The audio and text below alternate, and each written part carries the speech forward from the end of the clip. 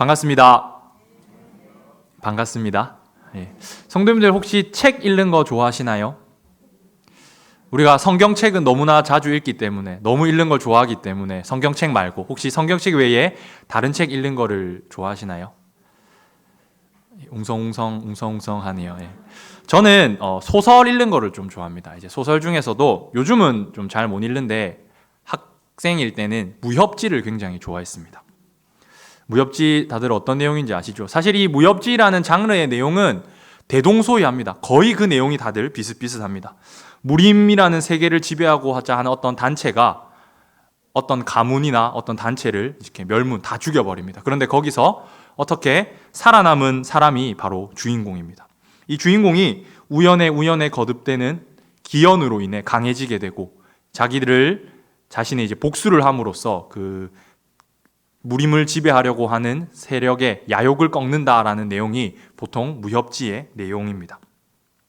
그런데 이렇게 비슷한 내용을 가지고 있는 소설임에도 불구하고 어떤 무협소설은 재미가 있고 어떤 무협소설은 정말 재미가 없습니다. 그 차이는 소설의 내용이 전개되어 나갈 때 얼마나 그 구성이 치밀하고 짜임새가 있는가, 그리고 소설이고 현실 속에서는 절대 일어날 수 없는 일이지만 얼마나 일어남직한 일인가에 따라서, 그리고 우리가 공감할 수 있는 이야기인가에 따라서 그것이 재미있고 재미없고가 결정이 됩니다. 성경을 살펴보게 되면 구약에서 여호수아에서부터 에스더에 이르는 12권의 성경을 하나로 묶어 역사서라고 이야기합니다. 구약의 역사서는 이스라엘 민족의 역사가 어떻게 진행되어 왔는지를 우리에게 알려줍니다. 그리고 신약으로 오게 되면 신약에도 역사서가 있습니다. 신약의 역사서는 오늘 저희가 읽은 본문 사도행전인데요. 이 사도행전은 28장밖에 안 되는 짧은 내용이지만 예수님이 승천한 이후부터 사도 바울이 로마로 잡혀가는 그 내용까지 초대 교회가 어떻게 흘러가는가에 대해서 우리에게 알려줍니다.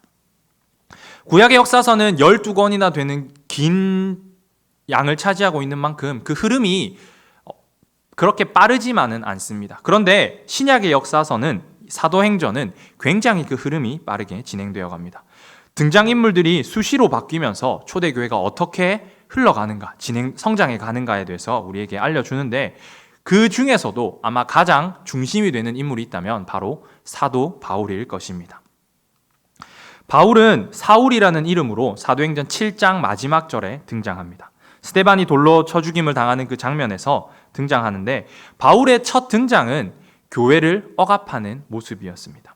하지만 9장에서 바울이 예수님을 만나게 되고 개종을 하게 됩니다. 그리고 13장에서부터는 사도행전의 가장 중심의 인물이 되어 초대교회의 역사를 써내려 나가는, 교회 역사상 가장 위대한 전도자이자 뛰어난 선교사로 만들어져 갑니다.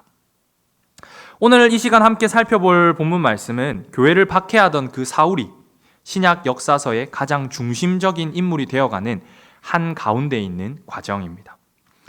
스데반이 돌로 맞아 순교한 그 사건 이후로 예루살렘에 있는 교회에 큰 박해가 시작되었습니다. 그래서 예루살렘에서 예수님을 믿던 사람들은 자신의 목숨을 위해서, 살아남기 위해서 어쩔 수 없이 예루살렘을 떠나 다른 곳으로 가야만 하는 상황이 되었습니다.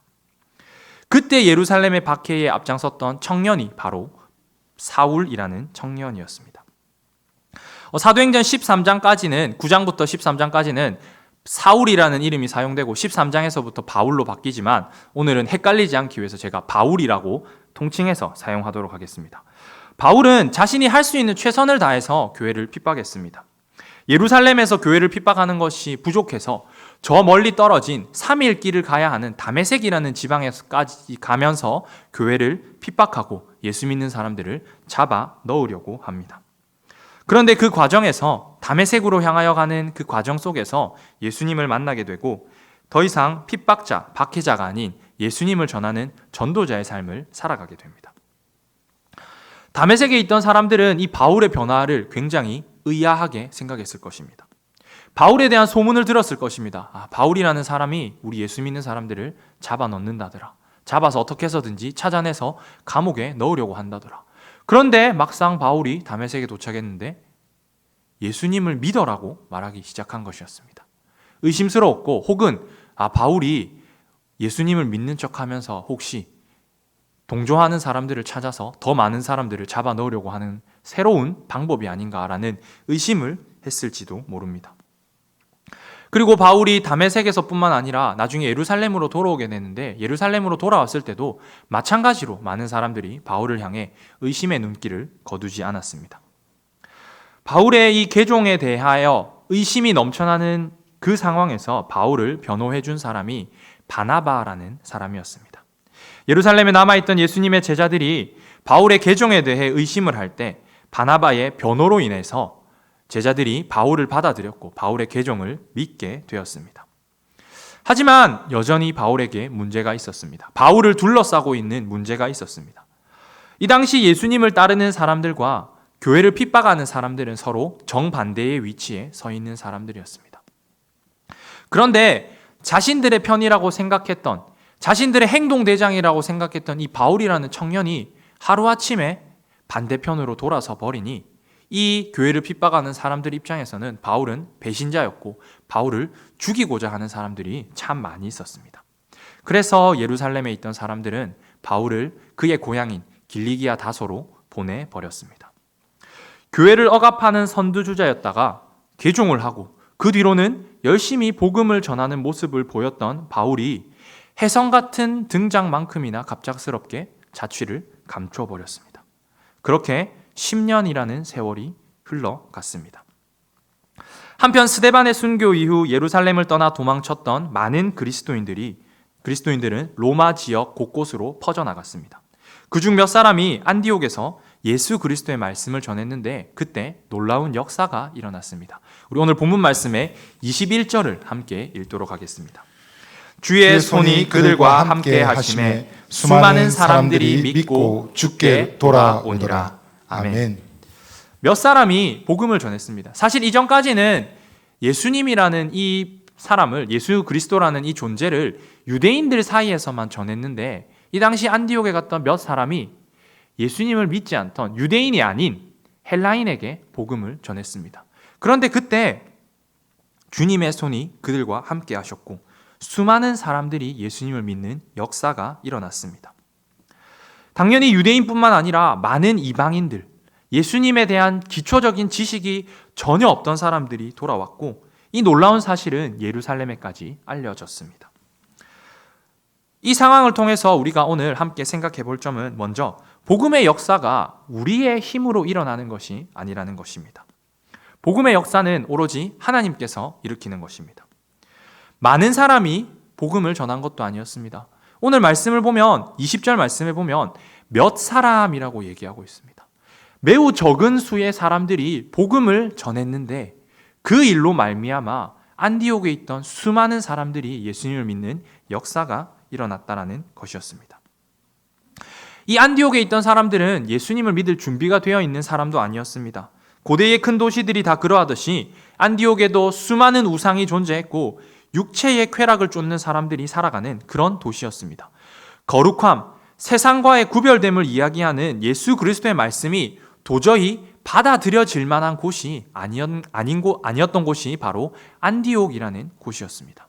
하지만 단 몇 사람이 복음을 전했을 때, 유대인이든 헬라인이든 상관없이 그들에게 복음이 전해졌을 때 수많은 사람들이 주님께로 돌아오는 일이 일어났습니다.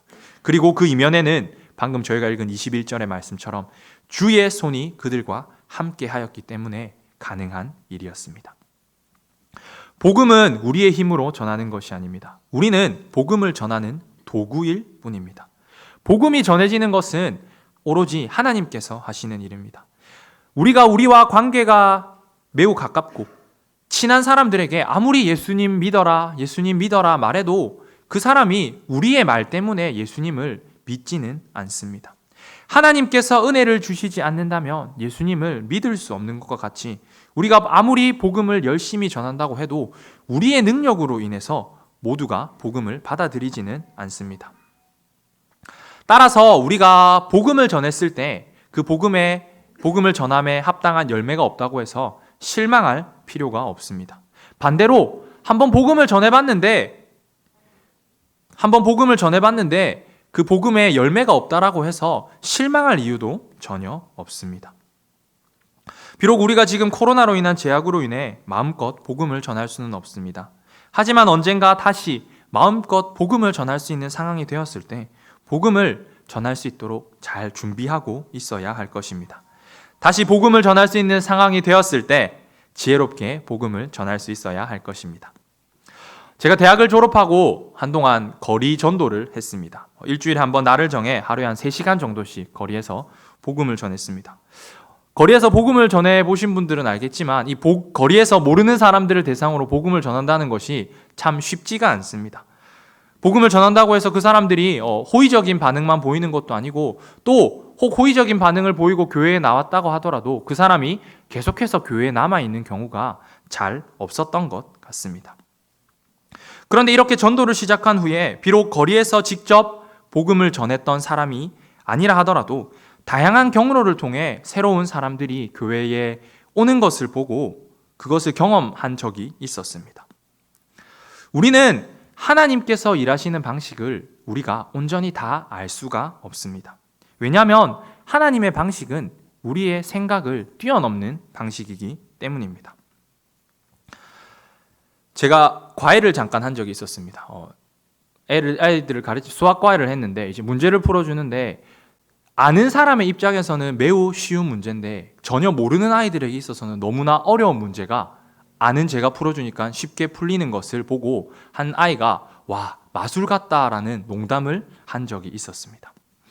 우리가 하나님께서 일하시는 방식을 만약 직접 보게 된다면 하나님의 입장에서 하나님의 관점에서 그것을 보게 된다면 우리는 그것을 마술처럼 느낄 것입니다. 우리의 상식을 뛰어넘는 것이고 인간의 관점으로 보기에는 너무나도 치밀하고 섬세하게 계획되어진 것이 바로 하나님의 계획이고 하나님께서 일하시는 방식이기 때문입니다. 오늘 우리가 읽은 이 사도행전 속의 이야기도 초대교회의 역사도 이 모든 역사의 흐름이 치밀한 하나님의 계획 하에 있습니다. 안디옥에서 믿는 사람의 수가 많아지고 그 소문이 제자들이 모여있는 예루살렘에까지 들어가게 됩니다. 그래서 예루살렘에서는 특별히 바나바를 안디옥에 보내어 안디옥에서 생겨난 믿는 사람들을 맡겼습니다. 우리가 24절 말씀을 함께 읽겠습니다. 바나바는 착한 사람이요 성령과 믿음이 충만한 사람이라 이에 큰 무리가 죽게 더하여 지더라. 아멘. 바나바가 안디옥에 가서 이제 믿는 사람들을 가르치기 시작했습니다. 그리고 더 열심히 복음을 전했습니다. 그러자 더 많은 사람들이 예수님을 믿고 주님께로 돌아오는 역사가 있었습니다. 이제 더 이상 바나바 혼자서는 이 모든 사람들을 감당할 수가 없는 지경이 되었습니다. 그래서 바나바는 자신을 도와줄 사람을 찾게 됩니다. 마치 오늘날 이제 교회가 성장함에 따라 부교육자를 조금 더 구하는 그런 상황과 비슷했습니다. 바나바가 곰곰이 생각을 하다 보니 예루살렘으로 이 상황을 전하고 예루살렘으로부터 새로운 사람을 데리고 오려면은 시간이 너무 많이 걸릴 것 같았습니다. 그래서 생각을 하는 과정 가운데 10여 년 전에 자신과 다른 사람들이 함께 길리기아로 다소로 보냈던 바울이 생각이 났습니다. 때마침 사울의 고향인 길리기아 다소는 안디옥에서부터 예루살렘까지 보다는 훨씬 가까운 거리였기에 바나바는 다소로 찾아갑니다. 그래서 그곳에서 바울을 만나 바울과 함께 안디옥으로 돌아왔습니다. 그리고 바울과 함께 안디옥에서 복음을 1년간 열심히 가르쳤습니다. 그리고 그렇게 1년간 복음을 가르쳤을 때 안디옥에서 예수님을 믿고 복음을 받아들인 무리들이 그리스도인이라 일컬음을 받게 되었습니다. 소설이나 영화를 보게 되면 복선이라는 장치가 있습니다. 소설이나 드라마, 영화에서 앞으로 일어날 사건에 대해서 미리 힌트를 주는 것입니다. 예를 들면 앞서 말씀드렸던 이 무협지, 제가 읽는 것을 좋아했던 이 무협지 속에서 보면 주인공이 이야기를 전개해 나갈 때, 복수를 이뤄 나갈 때 스스로의 힘으로 다 하지 않습니다. 어떤 사람을 만나고 어떤 단체들을 만나고 이런 과정 속에서 스토리가 진행되어 나가는데 나중에 자신이 만났던 사람이 주인공을 도와주고 자신이 도와줬던 단체들이 또 자신을 도와주는 그런 과정들이 계속해서 일어나게 됩니다. 우연찮은 만남이거나 사소한 사건들을 통해서 앞으로 어떤 일이 벌어질지에 대해서 암시를 해주는 것입니다.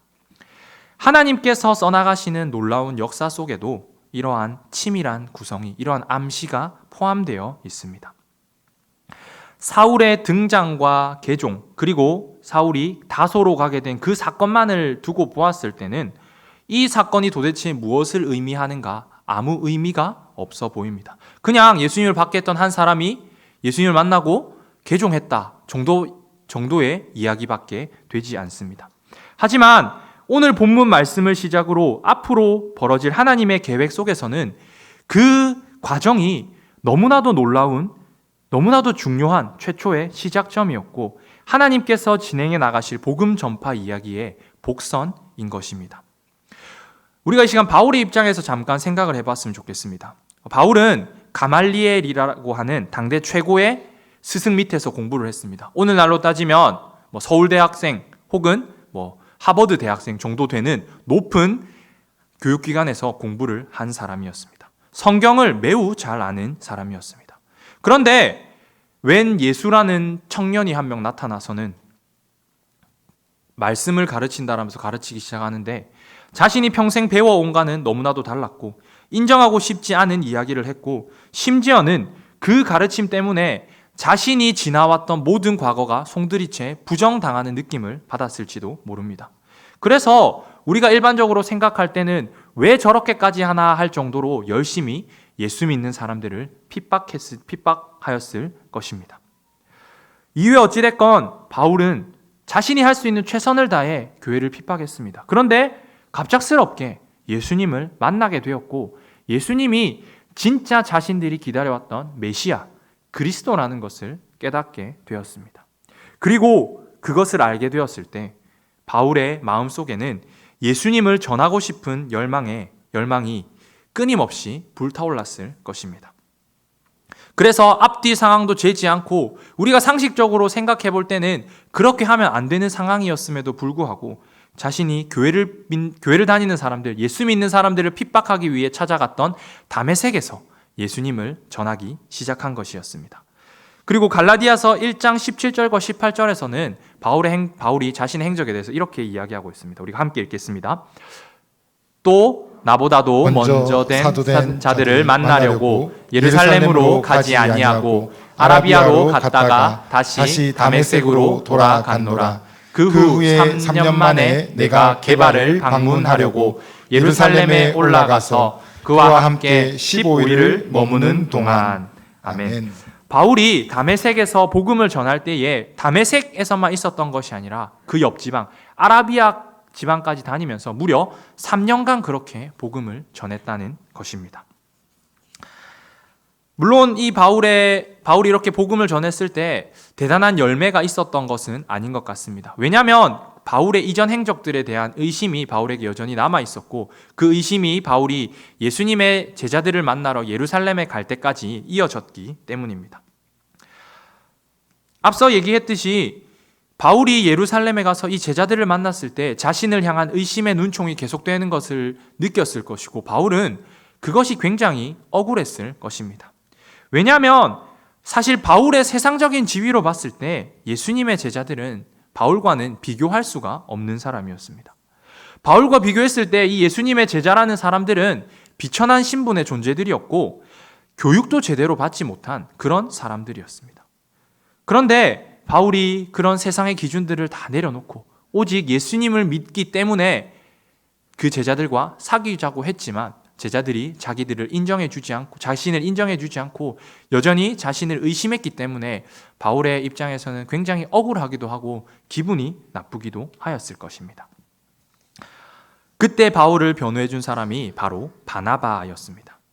자신의 마음속에 그 열망을 이해해 준 사람이 바로 바나바였습니다. 그러니 바울의 입장에서 바나바는 참 감사한 사람이었을 것입니다. 그런데 그 변호로 인해서 오해가 풀린 지 얼마 지나지 않아 바울은 고향인 길리기아 다소로 돌아가게 되었습니다. 바울에게는 뜨거움이 있었습니다. 세상을 향해 예수 그리스도를 전하고자 하는 그 열정이 마음속에 가득했습니다. 하지만 그것을 말할 수 없다라는 사실을 알았을 때, 그리고 그렇게 말하는 것이 오히려 잘 진행되지 않고 오히려 해가 된다는 것을 알았을 때 그 실망감은 참으로 컸을 것입니다. 때때로 우리도 이러한 열정을 가지고 있습니다. 주님의 나라를 위해 헌신하고 싶고 주의 일을 하기 위해 내 시간과 물질, 내 삶을 드리고 싶을 때가 있습니다. 그런데 문제는 우리의 마음과는 다르게, 우리의 열정과는 다르게 그렇지 못하는 현실의 상황에 부딪힐 때가 있다는 것입니다. 그리고 그런 상황들이 계속해서 반복되다 보면 우리 마음 가운데 실망이 쌓이게 되고 타오르던 열정도 식어버리게 될 것입니다. 이런 상황 가운데 우리가 생각해야 될 점은, 오늘 말씀을 통해 알 수 있는 점은 우리가 기다릴 줄 알아야 한다는 것입니다. 바울은 고향으로 돌아간 뒤에 10년의 시간을 보냅니다. 고향에서의 바울의 행적에 대해 이야기하고 있는 부분은 없습니다. 물론 고향에서 복음을 열심히 전했을 수도 있을 것이고 반대로 조용히 지냈을 수도 있습니다. 하지만 중요한 것은 그 10년이라는 세월이 흐른 뒤 바나바를 통해 바울이 세상에 나오게 되었을 때 바울은 교회 역사상 가장 위대한 전도자요 선교자가 되었습니다. 우리에게도 마찬가지로 기다림과 절제하는 마음이 필요합니다. 모세가 하나님의 부름을 받았을 때는 광야로 도망친 지 무려 40년의 세월이 흘렀을 때입니다. 요셉이 16살 때 꿈을 꾸게 되고 그 꿈이 성취될 때까지는 20년이 넘는 세월이 걸렸습니다. 그리고 그 과정 가운데서는 정말 우리가 생각할 때는 감당하기 힘들어 보이는 수많은 고난들이 있었습니다. 오늘 말씀 속의 바울도 10년의 세월을, 10여 년의 세월을 기약 없이 기다리고 또 기다렸습니다. 우리는 하나님의 때를 기다려야 합니다. 나의 힘으로 무언가를 하려고 하기보다는 하나님께서 원하는 때에 일할 수 있도록 잘 준비하며 기다려야 할 것입니다. 나이는 문제가 되지 않습니다. 하나님께서 사용하고자 하는 사람은 그 나이가 어떻든지 간에 하나님께서 사용하십니다. 모세가 하나님께 부름받았을 때 모세는 80살의 노인이었습니다. 하나님께서 우리를 부르실 때 언제든지 달려갈 준비가 잘 되어 있는 성도님들이 되기를 소망합니다. 아멘이십니까? 예, 우리가 정말 잘 준비되어 있어야 할 것입니다. 제가 앞서 복선 이야기를 잠깐 드렸습니다. 다들 기억하고 계시죠? 바울과 바나바는, 이 바울과 바나바가 이렇게 서로 얽히는 이 이야기는 바울과 바나바가 서로에게 복선과 같은 존재였다는 것을 우리에게 알려줍니다. 만약 바나바 혼자서 일을 했다면 이 안디옥 교회가 복음의 전초기지가 되지 못했을 것입니다. 그리고 바울 혼자서는 오늘날 우리가 아는 위대한 복음의 전도자가 되지도 못했을 것입니다. 서로에게 이토록 중요한 역할을 해준 바울과 바나바, 이 둘의 관계는 하나님의 치밀하고도 세밀한 계획이 그들 안에 있었기 때문에 가능한 것이었습니다. 오늘날 이것을 우리의 삶에 비춰본다면 오늘 우리가 섬기고 있는 이 교회라는 곳은 함께 걸어가는 곳입니다. 하나님의 나라를 위해 함께 섬기는 곳이 바로 교회입니다. 우리 혼자의 힘으로 할 수 있는 것이 참으로 제한적입니다. 하지만 함께하는 동역자가 있을 때 우리는 더 열심을 내어 섬길 수 있고 더 많은 일을 감당할 수가 있습니다. 그러니 우리는 우리에게 동역자가 있다는 사실에 감사해야 합니다. 우리 시간 옆 사람을 보면서 우리 동역자들 바라보면서 참 감사합니다 인사했으면 좋겠습니다. 참 감사합니다. 나와 함께 신앙생활을 하는 사람들이 있기에 우리가 더 열심을 낼 수 있는 것입니다. 만약 혼자 교회를 다니고 혼자 신앙생활을 해야 한다면 우리가 느끼는 외로움과 무력감은 말로 표현할 수가 없을 것입니다. 제가 1년 정도 외국에서 생활을 한 적이 있었습니다. 말이 안 통하는 곳에서 생활하다 보니 저는 제가 굉장히 긍정적인 성격이라고 생각을 했는데 시간이 지나면 지날수록 점점 더 우울해지는 저를 발견할 수 있었습니다. 하지만 그곳에 현지 교회의 성도님들 덕분에 힘든 생활을 견딜 수 있었고 특히 언어와 인종을 뛰어넘어 동역자가 있다는 것이 얼마나 복된 것인지를 제가 그때 정말 뼈저리게 경험했습니다. 그리고 우리가 여기에서 한 발 더 나아가 우리는 우리의 동역자들을 세워주는 사람이 되어야 할 것입니다. 바나바와 바울의 관계를 살펴보면 처음에는 바나바가 바울을 이끌어주는 위치에 있었습니다. 바나바가 제자들과 바울과의 관계를 변호해 주기도 하고 고향에서 기다리고 있던 바울을 데리고 와 함께 사역을 하기도 했습니다. 그런데 점차 시간이 지나면 바울과 바나바의 관계가 조금씩 역전되어 가는 것을 볼 수가 있습니다. 사도행전 13장까지는 바나바와 바울에 대해서 언급할 때 항상 바나바가 먼저 언급이 됩니다. 우리 오늘 본문 말씀의 30절을 한번 읽도록 하겠습니다. 이를 실행하여 바나바와 사울의 손으로 장로들에게 보내니라.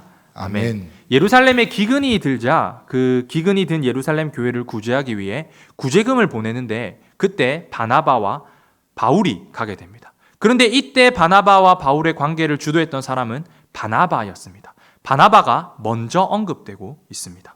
그런데 13장 43절, 사도행전 13장 43절에서부터는 그 관계가 역전됩니다. 우리 함께 읽어보겠습니다. 회당의 모임이 끝난 후에 유대인과 유대교에 입교한 경건한 사람들이 많이 바울과 바나바를 따르니 두 사도가 더불어 말하고 항상 하나님의 은혜 가운데 있으라 권하니라. 아멘. 여기서부터는 바나바와 바울을 언급할 때 더 이상 바나바와 바울이 아닌 바울과 바나바라고 언급됩니다. 성경에서 먼저 언급된다는 것은 더 중요한, 더 리더의 역할을 하고 있다는 것을 이야기합니다. 우리 중에 누가 하나님의 나라를 세워가는 어떤 도구로 사용될지 우리는 알 수 없습니다. 그 누가 교회를 핍박하는 데 앞장섰던 사울이라는 청년이 위대한 전도자요, 선교자이자 초대교회의 지도자인 바울이 될 것이라고 상상이나 했겠습니까? 교회를 먼저 다녔다고 해서 하나님께서 더 높이 쓰시는 것도 아니고 더 귀히 사용하는 것도 아닙니다. 반대로 늦은 나이에 예수님을 믿었다고 해서 하나님께 더 적게 사용받는 것도 아닙니다. 하나님께서 사용하시는 방법은 우리가 결코 알 수 없습니다. 왜냐하면 앞서 계속해서 말씀드렸듯이 하나님께서 우리를 사용하실 때는 우리의 생각을 뛰어넘는 계획이 항상 있기 때문입니다. 그렇다면 우리는 어떻게 해야 할까요? 내가 좋은 믿음을 갖고 하나님 앞에서 바로 서고 잘 준비되는 것이 참 중요할 것입니다. 그리고 더 중요한 것은 내 옆에 동역자들도 우리가 잘 세워가야 한다는 것입니다. 우리가 바라는 것은 이 땅에 하나님의 나라가 세워지는 것입니다. 그렇다면 우리가 하나님의 나라가 잘 세워질 수 있도록 최선을 다하는 것이 당연할 것입니다. 나만 하나님의 나라를 세우는데 최선을 다하는 것이 아니라 혹시 나보다 더 귀히 사용될 존재가 있는지 살펴보고 그들을 더 잘 세우기 위해서 우리가 노력해야 할 것입니다. 하나님께서 나를, 내 옆에 있는 동역자들을 언제 어떻게 사용할지 알 수 없기 때문에 우리는 우리 옆에 동역자들을 잘 세워줘야 할 것입니다. 제가 아는 한 분이 고등학교 때 친구 따라 수련회를 가게 됐습니다. 이분은 교회를 다니지 않는 분이었고 그냥 친구의 사탕발림에 속아서 수련회를 가게 되었습니다. 사실 이 교회를 다니지 않는 사람들에게 수련회라는 곳은 그 기간 동안에 감금 생활과 다를 것이 없지 않습니까? 그래서 이 너무나 지겨운 나머지 어떻게 한번 좀 재미있는 행동을 해보면 어떨까라고 생각을 하다가 한 행동이 집회 때 이제 1층과 2층에 있었는데 2층 맨 뒤에 숨어서 가스버너에서 몰래 라면을 끓여 먹는 행동이었습니다. 참 상상도 하기 힘든 그런 행동을 했던 것이죠. 그리고 이분이 나중에 친구들을 만나서 이제 나이가 많이 들어서 자신의 직업을 소개하면 친구들이 네가? 라고 물을 정도로 참 엉망인 삶을 살았던 그런 분이었습니다. 정말 이 믿음의 미음자도 몰랐던 이분이 하나님의 은혜로 목사가 되었던 것입니다. 이분이 바로 제 아버지십니다. 또 제가 아는 한 선교사님은 이제 무역업을 하시는 선장으로 60평생을 살았습니다. 물론 예수님을 믿는다라고 믿기는 했지만 잘 믿지는 않으셨어요. 뱃일이라는 게 좀 힘들다 보니 한국에 들어오게 되면 이제 술도 좀 마시고 이런 행동들을 하다가 60살이 되어서 선장으로 은퇴를 하셨습니다. 그런데 은퇴를 하고 난 이후에 하나님께서 그분을 부르셨습니다. 그래서 60이 넘은 나이에 인도로 선교사가 되어서 가서 지금도 열심히 선교를 하고 계십니다. 우리도 하나님이 언제 어디서 어떤 방법으로 우리를 부르시고 어떻게 사용하실지 알 수 없습니다. 그렇기 때문에 우리가 잘 준비되어야 하고 서로를 잘 세워가야 할 것입니다. 먼저는 나 스스로가 잘 준비되어야 할 것이고 서로가 하나님께 잘 사용될 수 있도록 세워가고 함께 준비되어 가야 할 것입니다. 말씀을 정리하도록 하겠습니다. 하나님의 계획은 인간의 상식을 뛰어넘는 것입니다.